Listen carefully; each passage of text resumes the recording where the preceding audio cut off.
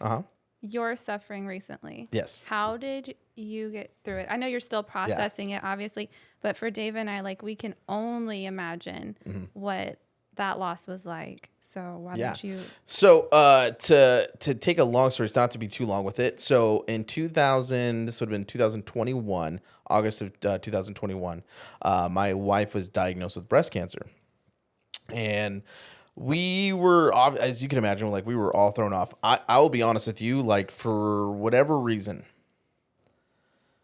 I honestly, like, I haven't told many people this before, so y'all get the exclusive. I know, I'm ready. I'm excited. But I haven't really told many people, like, I immediately went into grief.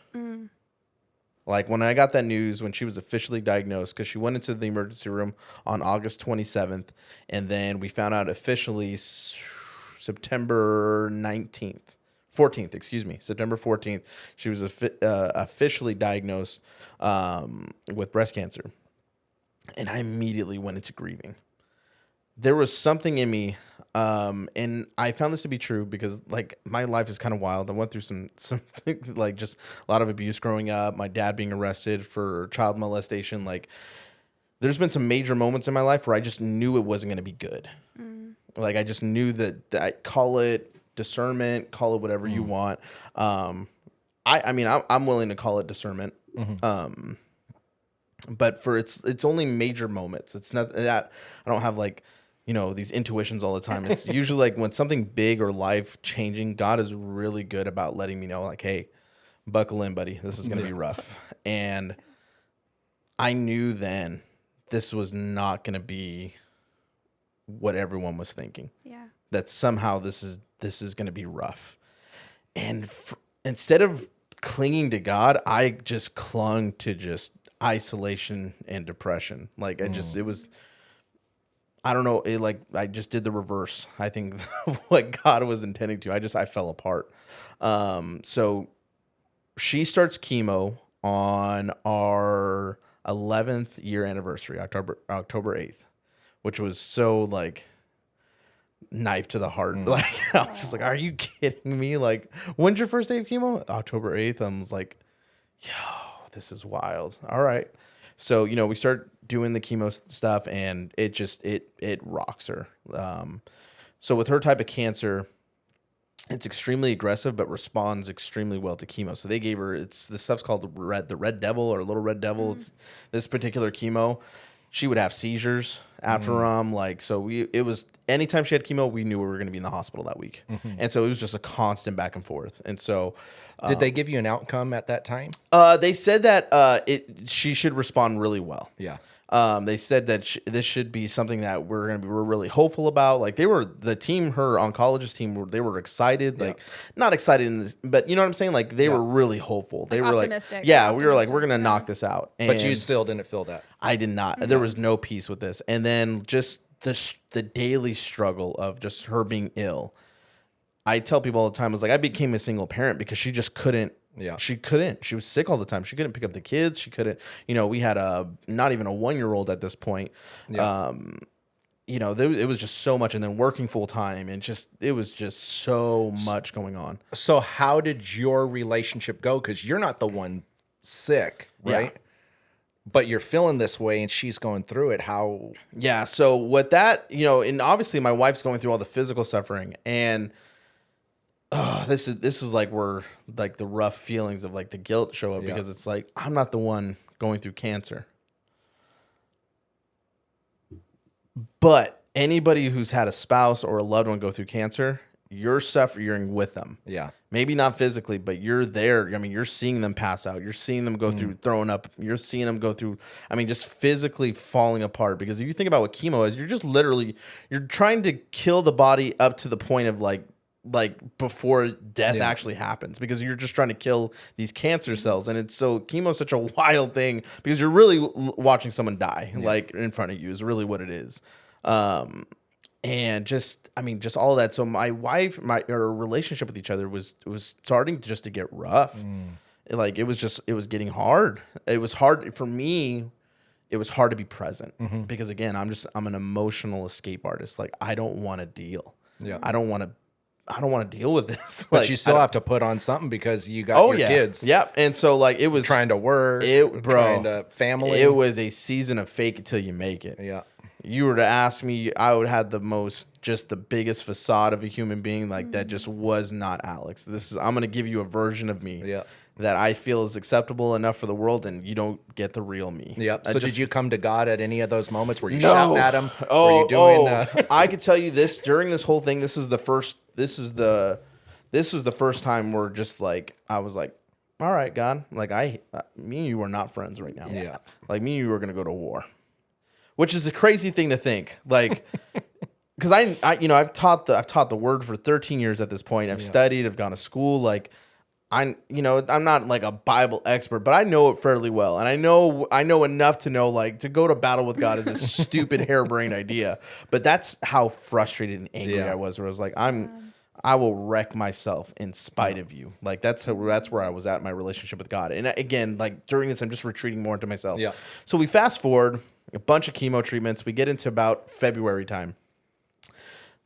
The masses have shrunk because there were one in her breast and then one over kind of by her armpit, and they shrunk like exponentially. Like they were really excited. They're all right. We're feeling good about this.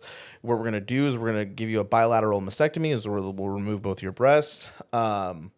We'll heal up from that, and then we'll check on you in 6 months, and we'll check on you in another 6 months, and then we'll switch it to a year, and then we'll kind of go from there. And then by then, if we feel like you're in remission, we'll go ahead and, name that. But we're feeling good. All right, cool. So February, March time, we get into her surgery. She has both breasts removed. She had a really rough surgery. Like her blood pressure dropped. She's actually started bleeding out during that surgery, which was really scary. But they brought her back. Everything was there. Like, we're feeling really good about this.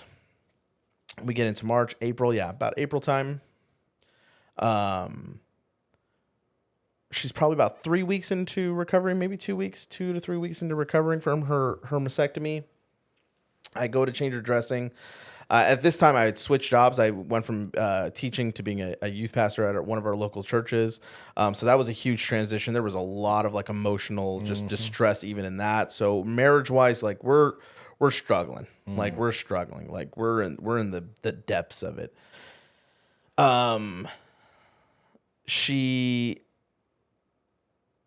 I get home from work. I'm changing her dressing. She seizes in my arms. I'm like, whoa, what is going on? Like, but she hasn't had chemo anymore, right? Like, no chemo. Not because of the chemo. Yeah, like, and so that's what threw me off. I'm like, what is going on? And like, she seized for like 5 minutes for that first one, which is dangerous. Like most seizures, maybe a minute and a half, like, and then they'll stop. But like, there's you start getting running issues of breathing and injuring themselves. Like there's the whole thing. And so she starts seizing my arms. All my kids are literally out in the living room. My oldest, I felt so horrible. Like I had to tell him like, hey, you need to call 911. So my man, Samuel, my boy, this kid, I got to be careful here because I'll start crying, but this kid's a gangster. I don't know how else to say it. Like the kid is a gangster. He just handles business. He gathers up his brothers. He puts them in the other room. He calls 911. I'm sitting literally on the wall, like just cradling Sarah, just holding her. The ambulance driver gets there. She hasn't come out of it yet. They're like, oh yeah, she's like seizing. So she's starting to have like these little miniature seizures now. They put her in the ambulance, get to the hospital. I wait for someone to come grab the boys, head to the hospital. She has another seizure that lasts almost 7 minutes. And they're like, hey, we're going to have to like induce her, like put her on a morphine drip, which means that we're going to have to actually like knock her out and like intubate her, which we were like, what the heck, man? Like, what is going on? Finally, she comes off of the seizure. She actually comes to. She bites her tongue in that process, like almost bites that thing off. We're like, are you okay? She's like, what happened? She doesn't remember anything from passing out from when she was in the kitchen. So this is like hours later, right? The next day, they have to, of course, they start doing the brain scans. New oncologist. He's a neurologist. Comes through and goes, hey, the breast cancer's traveled into your brain. And we found 9 different masses that were spiderwebbed throughout. We're like, okay, so like, what does that mean? Like, what's going on? Like, they're like, okay, listen, normally 1 to 2 masses we're going for it. Like we're going to do radiation. We're going to do more chemo. We're going to do a bunch of different stuff. Like we're going to go for it. We're going to make this work. And you're thinking she just had all this chemo. Yep. Shouldn't that have done all this stuff? Yep. But, yeah. And then he was like, now with 9, we give you 3 to 6 months. And we were just like, what the heck? Like, what? Like you fought such a hard fight just to be told. And like to have the mastectomy on top of it, it's like you start going through like, why? What was the reason? Like, what was the point? Like, what was the point of all this? Like, it feels like in these moments, and especially because you have to remember, like during these moments, like me and God are not on talking terms at this point. And I'm a youth pastor too. Yeah. Settle in on that one. Like, but we are not on talking grounds. Me and Sarah are not doing well. I'm not emotionally. I'm not even present. I'm so retreated into myself. My walls were so thick. Nobody and nothing was getting in. And that included God. Like I was so shelled up. Everything was fake. Everything was facade. Like it just wasn't good. Just wasn't good. And so we start going through these 3 months of just like, okay, thanks for that. And her original oncologist calls us in about a few days later. We go see her.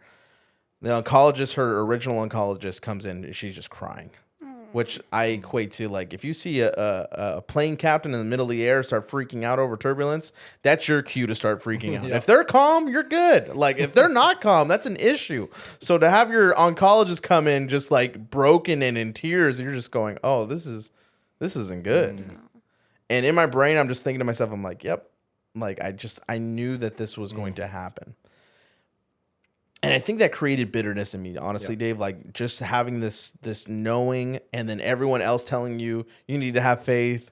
Everyone else telling you practice faith. God's going to do a miracle. God's going to do a miracle. God's going to do something big. Watch God show up. So then it's hard to even talk out loud. Now I'm, because I become this like the harbinger of death over here. Like, oh, Alex is practicing no faith. And like, I remember, I'm going to be very careful here.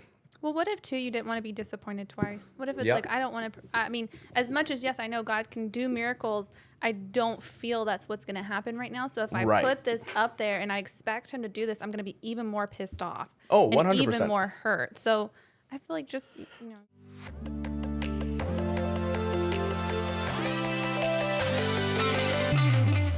Hey, what's up, Narrow Door family and friends? If you are listening or tuning in, I want to let you know that we're looking for new donations this upcoming year. We're looking for 100 people at $35 a month to be able to bless a family in need and follow them throughout the rest of the year.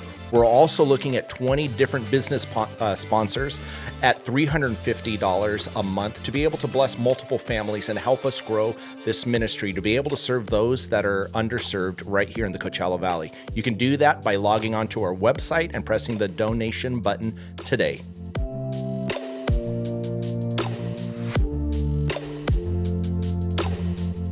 And here's another thing, and this is where I knew things were going to be really bad. So I was actually day one at my new job. Day one at the youth pastoring job. I'm doing my Devo in the morning. I'm in Jeremiah 18 specifically.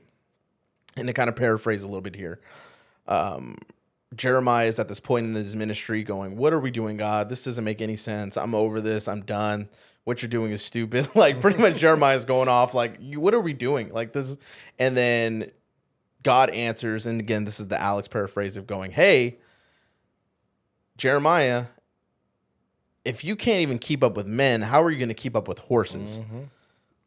And I remember reading this going, who's asking to keep up with horses, God? Like, I'm not trying to keep up with no horses. Like, that's not in my agenda. Like, what do you mean? Because in my brain, I'm going, God, you're telling me something bad is coming, and I'm not prepared for it. That day, Sarah passes out, and she has the seizure. And we take her to the hospital, and the next day we find out. So, again, we meet with her original oncologist. She's crying, and then me and Sarah just kind of looking at each other like, what do we do? She's like, I refuse to do chemo. I'm like, I don't blame you. I'm like, we just need to live. Like, we just need to live our life. And it sounded good on paper, Dave, like to say that. But the reality was I was so stuck in my own mess. I didn't know how to live. She started to deteriorate heavily. Like my wife was like the greatest mother. Can I make a comment to that? Yes. Like even I only really got to watch on Instagram, but I remember telling Dave, like this woman, she would have chemo and then show up to whatever day. I don't know if it was like what was the walkathon or something. Oh, and I was like at home tired with my one baby who I had no reason to not be there besides just being tired. And I'm like, this woman just went through all of this and she still showed up for her kids. Like, so yes, she was amazing, even just from the little bit that I got to see through social media. I was like, I want to be like that. Like she inspired me to be more present. I was like, why aren't I there? Like I'm just, no, she was, you know, it's amazing. She was a gangster. She like, that's where Samuel gets it from. It doesn't get it from me. That's Sarah's gangster spirit, man. Like she was amazing. So you would literally watch as the brain cancer was deteriorating her cognitive ability, her personality. Like she would start berating the kids, like jumping on them, where like I would have to like almost rescue the kids from her and be like, all right, kids, hop in the car. And they're looking at me like, yo, Dad, what is going on? And finally, after one that was pretty bad, where, I mean, she got in their face. Like, I'm like, hey, babe, I got it. I'm going to take care of it. Well, because everybody thinks like, oh, it's your last few days. You need to go, go on a long trip.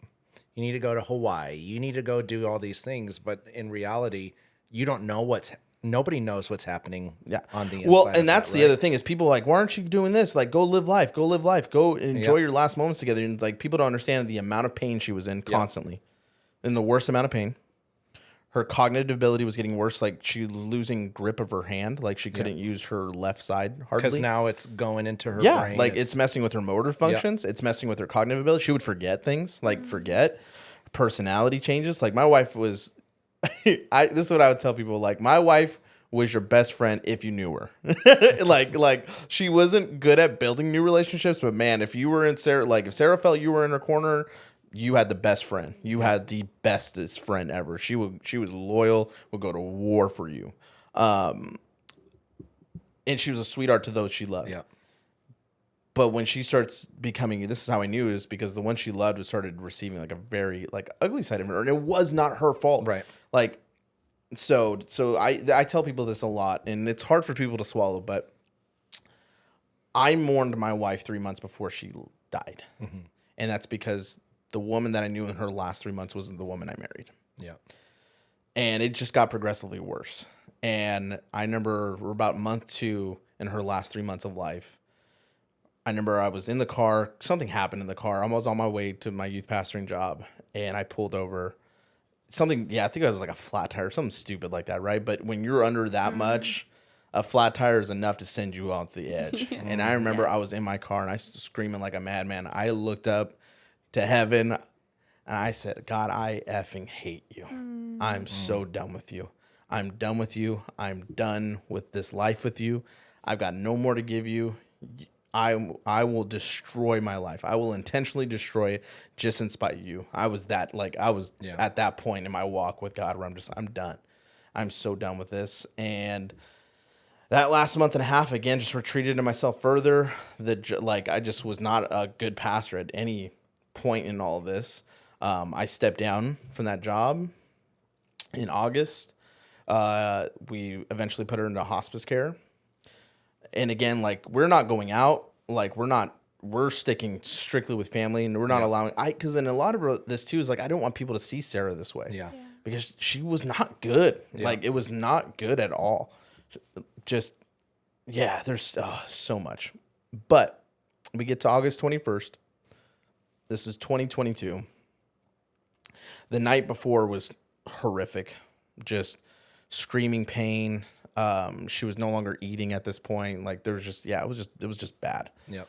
And I remember sitting there just looking at her. Oh, she forgot who I was. That was another part of it. Like, she forgot who I was. I remember she looked at the hospice nurse and was at one point and was just like, hey, the hospice nurse to do the cognitive checks. Who's that? Oh, is that the other nurse? I remember I just looked at the hospice nurse and I lost it. Like, I just broke. And he steps out of the room with me. He goes, "You okay?" And I'm like, "What do you do with that, man?" Yep. Like, and I didn't say it like that. I was cussing. Like, I was so broken. I'm like, "The F do you do with that? Like, what do you do?" Like, and he goes, "Yeah, bro." He's like, "I'm sorry." He's like, "This is," and that's another people don't understand. Like, hospice care is not there to heal. Mm-hmm. hospice care is there. Like, and I didn't know this. Like, I'm learning this through this process. Like, they're not there to heal that person. They're not there to they're there to make them comfortable as they transition. Yeah. Like, that's what the job is. And so we get to, again, August 21st. The night before was horrible. But I do want to say this little thing in there. Because, again, she didn't recognize me. And there was this one moment where, again, like, it was a bad night. But I'm cleaning her up. I finally get her back to bed. I'm just trying to clean up the room from this last episode. And I see her with her blanket covering her face. And I'm just looking at her, and she's kind of got these eyes. And I'm like, what are you doing over there, cutie? And she looks at me, and she goes, hi. And she just starts flirting with me. Oh, my God. And, like, it's 10 minutes. She recognized me. We were having a conversation. Yeah. We were laughing. We were talking.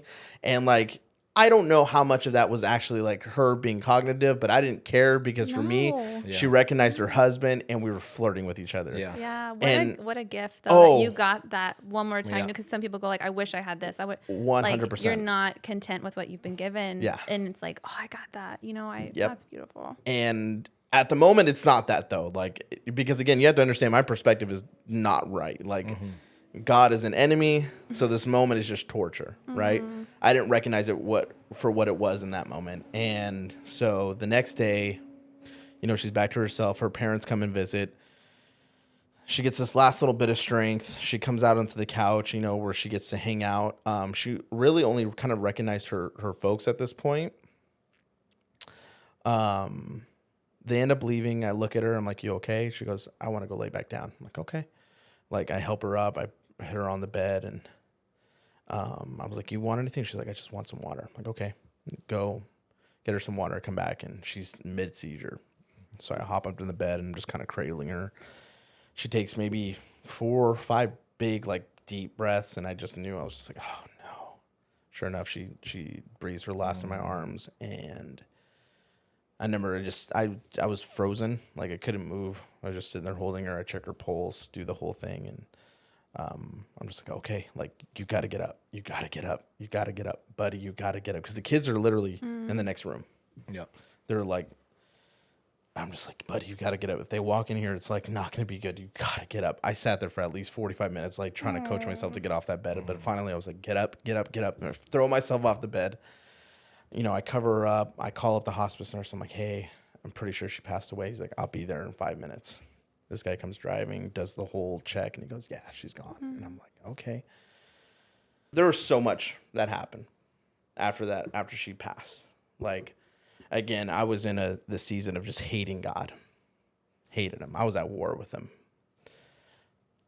I was emotionally spent. I had nothing for nobody. People were asking, what do you need? I don't know. I got nothing. I got nothing for nobody right now.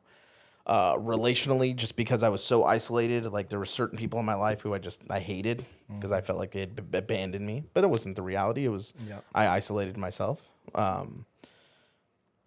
There was guilt. I should have loved her more. I should have done this more. I could have done this better. We could have went on this vacation if I had just, like, you start going through so much guilt.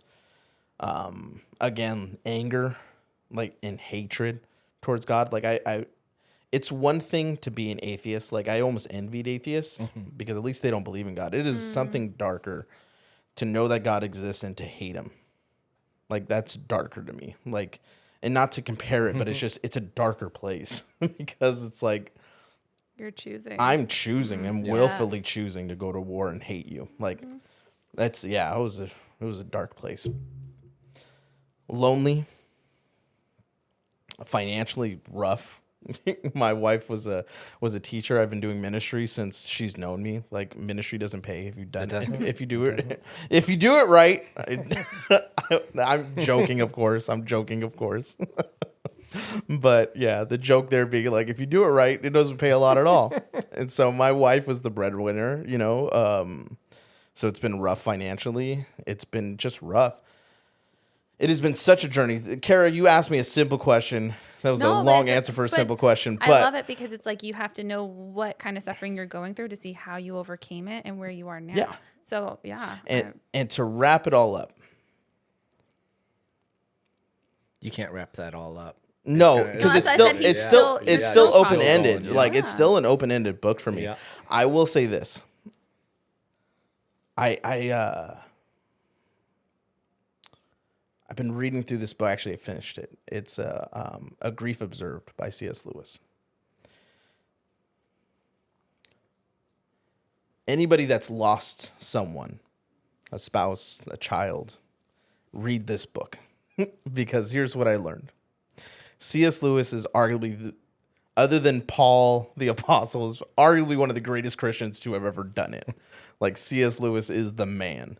Theologically sharp. I mean, just, this is a theologian of theologians. Like, this guy was brilliant. And reading this book, because it's his journaling. It's excerpts from his journal when he lost his wife to cancer, no less. And to read how this guy felt. This is one of the greatest Christians that ever lived. And to read his thoughts and to go, I'm not the only one who feels that way. Yep. This anger, this deep sorrow, this being lost, these emotions that are just a roller coaster and they just come and go. My faith feeling like a fistful of sand. Like, I mean, just this guy was expressing in his C.S. Lewis poetic genius way, was expressing every single thing that I felt. And he wasn't a sinner. I mean, he was. Do you understand what I'm saying though? Yeah. Like, obviously he was a sinner, but like, he wasn't wrong. He's writing this book where I'm just going, oh, it is okay to feel these things. Like, I'm allowed to feel this way. I'm allowed to have this deep sense of sorrow. And he wrote something really interesting in this book. And I'm paraphrasing slightly, but the idea was a true risk reveals the validity of a belief. It was this idea that your faith is only as good as a faith tested. And it was like, my faith had to go through this test. Like, my faith had to go through this extreme process of, kind of what we were talking about, this knife that is being grinded and this metal that has to go through extreme heat, because there is a design there, and God loves me too much to not allow me to get to this point of what he has designed for me. He loves me so much that he's willing to put me through the worst and through the most extreme fires that a human being can go through. Why? To make me better. I'm not feeling better right now. Like, if I'm honest, like, there's still moments, like, I will say this. I love God more than I've ever have. I've come to this realization and understanding where God was in these different moments in these last 2 years of my life, going, oh, you were there. This was actually a gift. This was actually you showing grace. This is you being great. Like, okay, God, like, I'm recognizing these moments, and it's having me fall more in love with you. Financially, it's still tough. Like, it's still a tough place, but I'm in such a place in my life, David, where I am so dependent on him. But what better place to gain or regain intimacy? What better place to fall in love with God again? By being extremely dependent upon him. Like, I'm attached to his hip, like a baby to their mother. Like, that's where I'm at with God, where I'm so dependent upon him that it's causing that intimacy where I have to be in love with him. Like, it doesn't work without him. From an emotional standpoint, like, it comes and goes. Like, we just had her 10-month, and her 10-month death anniversary was the same month as the same day as her birthday, June 21st. My son's birthday is 5 days later. Father's Day without her. Like, it's all these different firsts that we've done without her. It's just so hard and so difficult. And you're just going like, how am I going to do this? Like, I don't know how I'm going to get through this. But God gets me up every morning. He's still faithful to get me up. He's still faithful to show up. Some days are easier than others. This is the best way to explain it. Like, it's like weights at the gym. The 45-pound weight never changes, right? You go and lift it, though, every day consistently, it's going to feel lighter. Did the weight get lighter? Nope. You just got stronger. And that's what I'm finding with grief, is every day I have to work at it consistently. Every day it gets a little bit easier. But like any day at the gym, some days are just rougher than others. It's just, this weight feels heavier today. Oh, this is going to hurt more. I'm going to be more sore today. But it's okay, but you deal with it every single day, and it gets a little bit lighter. Practically, my kids and I are still figuring it out, like we're still in a process of figuring it out. I can't tell you that we are surrounded by our true people. If people don't hear from me, like, don't think that I'm being isolating. Like, I'm open and honest with my people. Mm-hmm. But you're also a single dad, so there's so many like responsibilities you have to do. Like, I've got to take care of all this, and then I can get back to you. Like, you have a list of priorities. Yeah, so, yeah. Like, so like it causes me to really prioritize certain friendships over others. It's like, if we're acquaintances, like, I'm probably not gonna be talking to you as much. Like, I'm sorry. Like, I know I was usually an open book for a lot of people. I'm just not anymore, and that's a good thing for me. Like, emotionally and healthy. That's like a healthy thing for me. I'm honest with the people who I need to be honest with. I do life with the people that I need to do life with, and we're growing. I'm, like in this season, the Ramirez family, you guys have been huge for me and my kids, like from a relational standpoint. Like, you guys have stepped up and stepped in a major way for me and my family. That's just, we're going. Every day is an adventure, but here's what I've pulled from it. This is, I would say this is the big,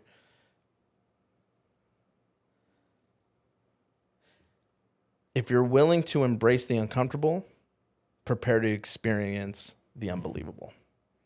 If you're willing to embrace the uncomfortable, prepare yourself to experience the unbelievable. Because that's what I've been seeing. Yeah. Bottom line. Like, I thought the big miracle was my wife was going to be healed. And it didn't happen. That prayer, that was a no prayer. So let me be clear. Like, God says no to healing. Not even sometimes. Sometimes it feels like more often than not, God says no to healing, to your loved ones, to doing that miraculous thing by paying that bill off. Like, sometimes the answer is no. Yeah. But that's only so that he can reserve a yes for later. That's going to be far more better for you. It's going to be far more profitable for you. That's going to be far more of a blessing for you, right? Like, I don't know why God said no to Sarah not being healed. I struggle every day with thinking that God took the wrong parent, like that God should have took her or took me. Like, they would have been better off with their mom. Like, but obviously not. Like, I'm not God. But I think as well, like for us sitting on the outside and seeing the way that, she talked about all this. Yeah. She put it out online for everybody to see, that I'm betting that changed other families. Oh, for sure. It changed us. It changed us. Yeah. We started questioning so much, like getting prepared for this. If we had to walk through these kind of situations, it had us starting to talk about things that you normally wouldn't talk about. Yeah. Like I said, even just the way she mothered through it all, I was like, I don't know if I could do that. Like, I was so impressed. So it made us from over here, and we're just one family that saw it grow in those kind of things. So it could have been something that we'll never know, but it could have been something that affected one of those other families that 100%. She was talking to. Yep. Her students. Yep. And even more importantly, it could have been too that Alex's faith just needed, that you needed to be closer, that you thought you were close, but it's like maybe, after you have made it through this and healed, more, then you'll realize you're even closer. Yeah. Now, because kind of like when you go through something, a traumatic event with even just someone here on earth, and you come through it at the end, you're like, oh, this has brought us together. Somehow we made it through. Like, we have this thing in common. I think when you go through something with God, then in the end too, you're like, oh, you were there. So now I trust you even more. And now we're even closer than we were before. So, and it's definitely, that's, like I said, being able to witness God just do the unbelievable right now, because he already has. And sometimes those miracles aren't these big magnanimous things. Sometimes they're just these little moments. But just going, oh, shoot, like, God, that's all you. Like, that's such a small detail. But, man, the fact that you love me enough that you care about that detail, like, God, thank you. Thank you. So, just watching him do the unbelievable, watching not just my suffering, but my kids suffering. I was just going to say, like, as well. To watch my kids suffering, to see other students who have lost a parent. Yeah. Like, they befriended, Samuel and Elijah, like, and vice versa. Like, they've been able to love on people. So all that to say, like, our suffering, I can't just say my suffering, our suffering has become service for others, if that makes sense. Like my kids have more empathy now for their classmates. They like, it's not just, oh, they were being a brat today. My kids are like, why though? Like, why were they struggling today? Like, why were, what, they care about that because they know that there's probably something deeper because they go through those moments, watching them have their heart grow for people. Like, that's what's so crazy. Like, Dave, like, this is where I walk away going, that's God. Like, watching my kids recover from this has been the most, like, faith increasing thing I've ever seen, because my kids' resiliency through this, don't get me wrong, like they have their moments, like they go through it, but their resiliency through this has amazed me. Like I said, my oldest Samuel is a gangster. Elijah just loves people, has such a tender heart for people, cares so much for people. It's ridiculous. Ezra, he's so young. Like I'm kind of like, I'm grateful in God in that way, because there was a lot of grace there, because, all he knows is me. He's not unaware of all this, like as he gets older, like we'll have to explain the story to him of what happened, of course, but like he's so innocent through all this. So like, he's just his rambunctious self. Like, the world still revolves around him, but my two older ones, just watching them grow through this has been absolutely fantastic. And like I said, like your pain, your suffering, don't discount it, because one, God's going to use it to grow you, but two, he's going to use it so that you can serve other people. Amen. Like, and I think a lot of people, they keep it to themselves. They don't want to talk about it. They don't want to work through it. And I saw you just recently, one of our volunteers came in, his wife passed away in the middle of the night. No questions. He had no idea. Brought him right to our doorstep, right with you. And you shared with him, and he goes, what was it? What was it that he said to you? Because I remember it was just like, oh my goodness. Was it, does it get easier? Does it get... Oh, yeah. So like, because that was one of the things where, he was just... One, because he was an older man, and that's always kind of funny, because like when I'm around elders, it's like I'm submitting myself automatically to your maturity and to your wisdom. Like I want to hear from you, but it was crazy because in this moment, like he's looking at me, he's in his, I think he told me he's in his 60s, and here I am, I'm a young 30. Like this guy's got 30 years on me, but in this moment, he's looking at me going, does it get better? Yeah. And, it was just crazy, because it's like, oh, dang, like he's looking at me because he's like, you get it. Like you understand. And it was funny, because the whole conversation, where you can tell he's able to have this conversation with ease, because there's someone who's sitting across from me who truly gets it. So I can say this and not feel ashamed. I can say this and not be judged, because you get it. Right. And so like, he's having a very honest conversation with me about how he gets annoyed by like people asking him like, I'm tired of people asking me like if I'm okay. Like, stop treating me like I'm this, like, this broken human. Like, yeah, of course I am. But like, treat me normal. Like, that's what helps me. And it's like, yep, I get it. Like, I get it. I hate getting asked, like, how are you doing? Are you okay? And people treating you like you're this broken, fragile thing. And it's like, no, just treat me normal. Like, but also at the same time, like, I get that's how you're trying to love on me. So it's like this weird balance. And he's explaining this frustration to me. But yeah, when he gets to this question of asking me, like, does it get better? And I'm like able to like give him this answer of like, it gets better, bud, if you want it to get better. Like, it gets better if you allow God to use it. It gets better if you allow God to infiltrate it and to actually use it, And I think this is like the best way that I can wrap this up. This was kind of like I guess if you were to call this like the aha moment of all this, because, again, I can't put a cap on this story because it's still going, like it's still going.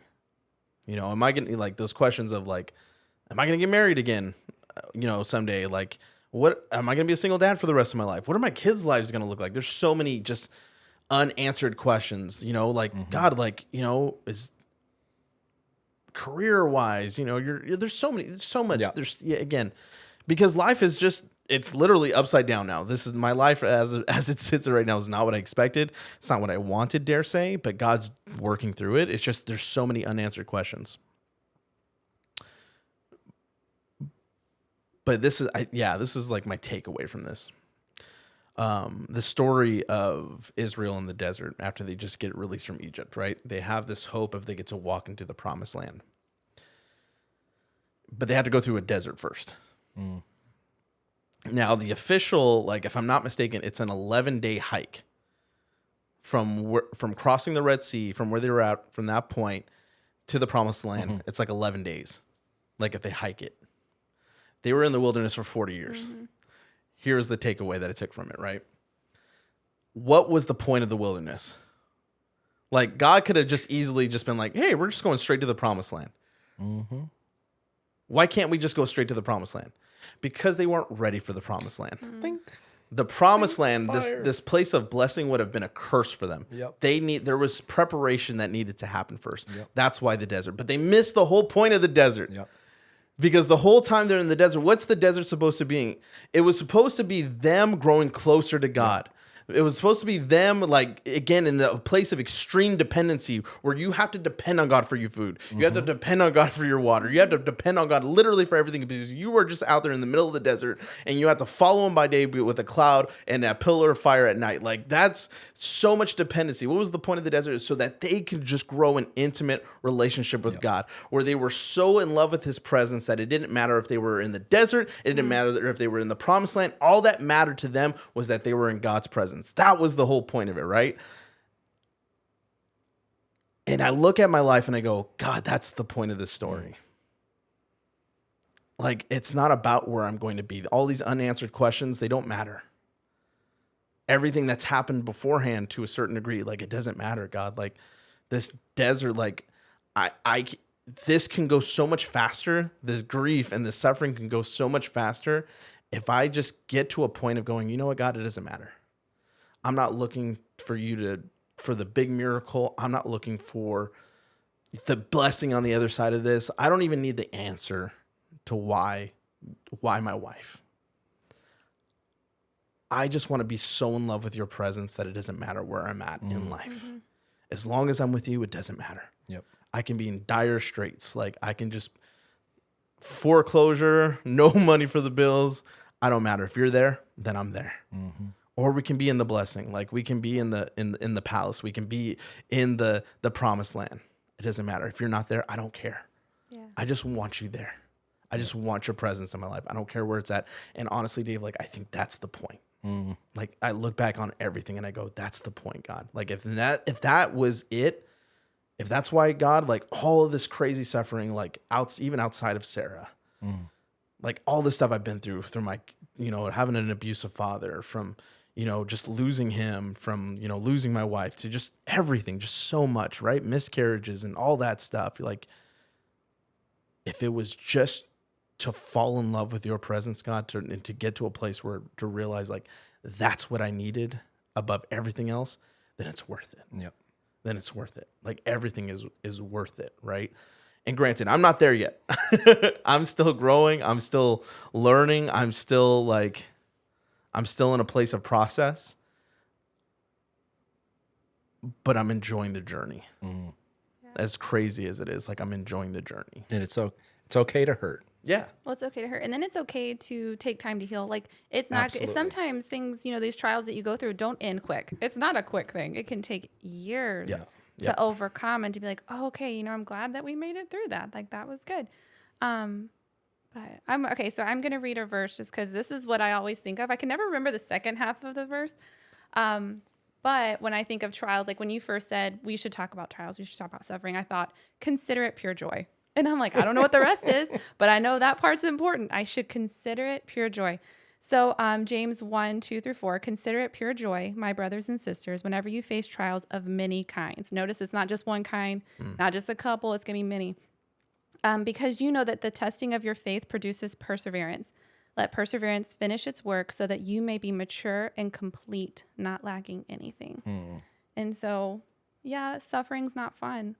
It's not enjoyable, but if we follow through and we persevere, then in the end, we're that complete sword or whatever we're supposed to be at the end, that beautiful work of art that he has molded us into with all of these trials. And That's what I have to. And using it too, using those trials to get others through those hard moments, and talking about it like we are today, and just sharing that story, Alex. That was.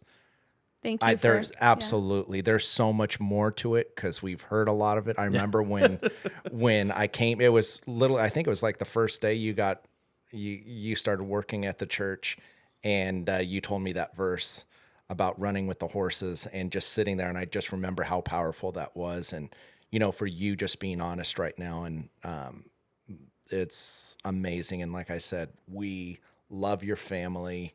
Going on that journey with you, for you to share that's a lot. And I know that there's someone listening today that's going through troubles. Yep.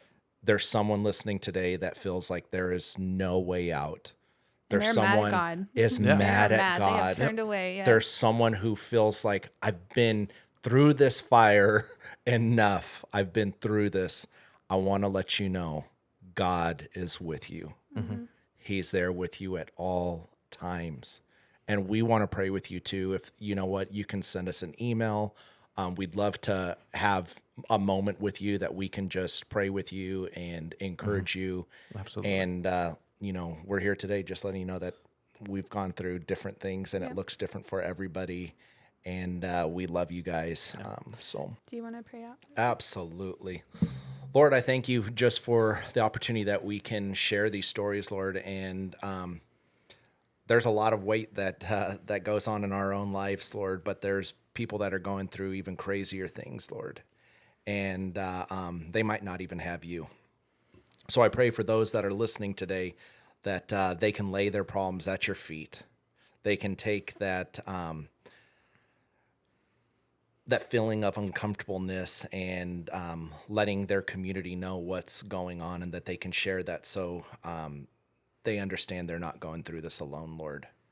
And for those that are feeling stuck, Lord, I pray that they get a word, or they're able to see your face through even the smallest things, Lord, and they're able to be encouraged.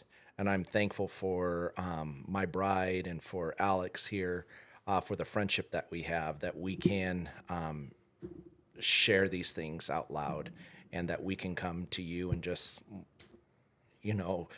let you know our love for you. But then even the times that we go through tough times, that we can just spill our hearts, Lord, and let it in your hands, Lord. But know that you're always there, that you're always going to have our back, Lord. We just love you. We thank you, and we praise you, and we lift this up in your name.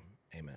Amen. Well, ladies and gentlemen, thanks again for joining us for another conversation here on the T&D podcast. Just as a reminder, and because as we're talking about suffering, of course, we understand that there's people out there that are in crisis right now when it comes to food. They're in crisis right now when it comes to certain other needs. Again, always, please feel free to check out our website, www.thenarrowdoor.org.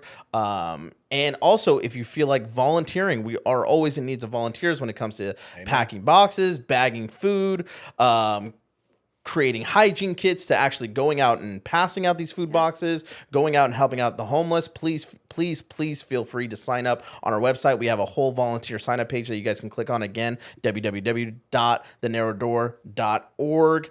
And I think this is safe to say too, especially after this conversation, Dave, that obviously, as a ministry, the Narrow Door, yes, we pass out food boxes, we do these things, but we're also here for people. Mm-hmm. Yeah. So especially after an episode like this, like if you just, again, Dave, you'd already said it, but again, just to reiterate, if you need prayer, if you just need to just come in and just talk and cry again, like just to be heard. And again, like I can vouch for Dave and for Kara and for, myself, that we just want to love on you. We just want to encourage you. And sometimes that just means just shutting up and be there. And if that's what you need, just for someone to just shut up and be there, we want to be that for you. Feel free to stop by the Narrow Door Tuesdays through Saturdays. Saturdays we might put you to work at first, but Tuesday through Friday, stop on by. We'd love to talk with you. We'd love to just pray with you. We'd love to just to create a space for you to be heard. So again, thank you for your time. Thank you for listening to us. My name is Alex. El Mero Mero. Dave. Oh, am I supposed to say my name? Yeah, absolutely. Kara. For those that aren't watching. For those that aren't watching. Oh, yeah. See ya. We'll see you guys.